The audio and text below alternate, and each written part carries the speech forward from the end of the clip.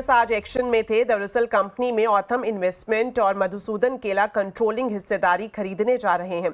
इसके लिए open offer का भी ऐलान हो गया है। CNBC TV 18 के मंगलम हमारे साथ जुड़ गए हैं। मंगलम, बताएं, प्रताप स्नैक्स में स्पाइसी डील हो रही है, क्या डिटेल्स हैं आपके पास?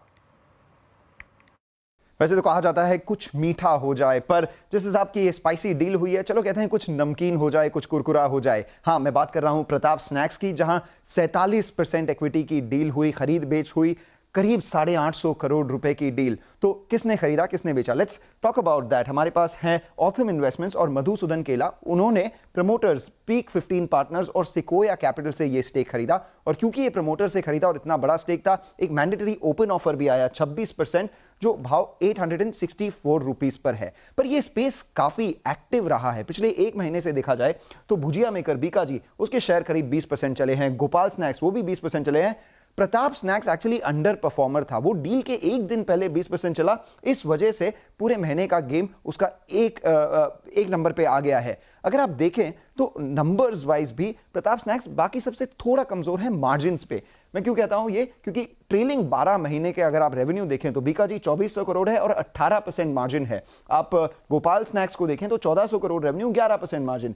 वेराज प्रताप स्नैक्स है जो 1600 करोड़ रेवेन्यू और 8% मार्जिन पर ही है। तो मार्जिन इंप्रूवमेंट काफी इंपॉर्टेंट है। और रेवेन्यू ग्रोथ की तरह भी देखा जाए तो पिछले 3 साल का CAGR देखें तो बीकाजी 21% से ग्रो कर रहा है और गोपाल नमकीन 17% से ग्रो कर रहा है। यहां पर प्रताप स्नैक्स का CAGR जो ग्रोथ है सिर्फ 8% पर ईयर हुआ है। तो ये काफी चीजें इंपॉर्टेंट है प्रताप स्नैक्स को आगे वैल्यू क्रिएशन करने की। और वैल्यू क्रिएशन का हेडरूम काफी है, क्योंकि आप देखें तो बीकाजी जो मार्केट लीडर हैं आज लिस्टेड स्पेस में, 25,000 करोड़ का मार्केट कैप है, 60 टाइम्स पे ट्रेड करते हैं। गोपाल नमकीन जो रीसेंट IPO है, 1 साल भी नहीं हुआ है, वो 5,000 करोड़ का मार्केट कैप है और 33 टाइम्स पे ट्रेड करता है। वेराज Yellow Diamond owners Pratap snacks को अगर आप देखें तो 2500 करोड़ का मार्केट कैप है और वैल्यूएशन 30 टाइम है। ये वैल्यूएशन और अट्रैक्टिव हो सकती है अगर इस कंपनी का ग्रोथ और मार्जिन आगे जाके बढ़ जाए। और इन लोगों के लिए ट्रिगर्स सबसे बड़ी ये है कि आगे डिमांड रिकवरी आनी चाहिए रूरल इंडिया से।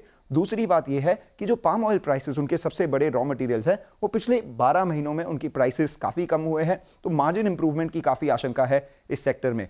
तीसरी बात कि अनऑर्गेनाइज से जो ऑर्गेनाइज का शिफ्ट है वो अंडरलाइंग है और वो काफी सेक्युलर है। इस वजह से सबको इसका बेनिफिट मिलेगा। जो सबसे ज्यादा ले सकेगा वो सबसे ज्यादा विनर होगा। और सबसे बड़ा ट्रिगर अगले 12 महीनों में हल्दीराम्स क्या करता है। हमें मालूम है हल्दीराम इस इंडस्ट्री का लीडर है, अनलिस्टेड है, पर हर बार बात आती रहती है कि या तो कोई डील होगी या कोई IPO आएगा। तो वो जो करेगा उस लिहाज से इस पूरे सेक्टर में एक मल्टीपल री-रेटिंग होने की आशंका है। तो इसलिए ये डील जो काफी स्पाइसी है, आगे जाके ये स्पेस और भी नमकीन हो सकती है। शुक्रिया मंगलम इस पूरी जानकारी के लिए। तो आज वर्ल्ड टूरिज्म डे है। अतिथि देवो भव के भाव के साथ हम टूरिज्म सेक्टर में नए रिकॉर्ड बना रहे हैं। टूरिज्म की पिक्चर पर अब बात करने के लिए हमारे